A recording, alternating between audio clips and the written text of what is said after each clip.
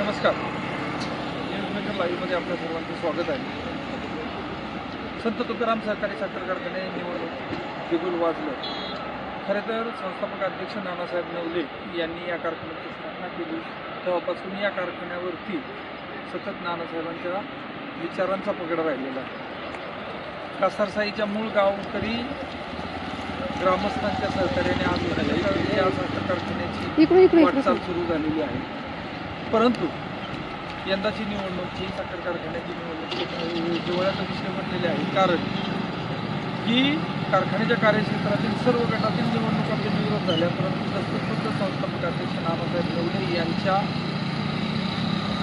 गटातूनच स्थानिक गावकरी ग्रामस्थांनी केलेली बंडखोरी असेल. या बंडखोरीमुळे गट नंबर 1 मध्ये 3 जागांसाठी निवडणूक होत आहे. परंतु वार्धक्याच्या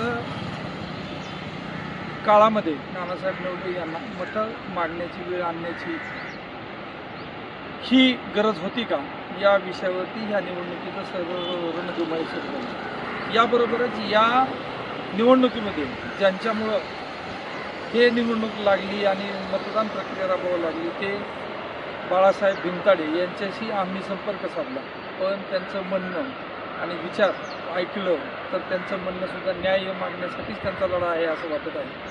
कारण का की संस्थापक अध्यक्ष नानासाहेब नवले यांनी कासारसाई परिसरामध्ये केलेली स्थापना तेव्हापासून कासारसाई ग्रामस्थांचा एक प्रतिनिधी या कारखान्यामध्ये निवडला जात होता आणि या कारखान्यामध्ये एक सभासद असल्यामुळे या भागामध्ये केलं जातं. परंतु या पंचवार्षिक निवडणुकीमध्ये फक्त कासारसाई या गटामध्ये गावाला प्रतिनिधित्व देण्यात आलेलं नाही आणि या उलट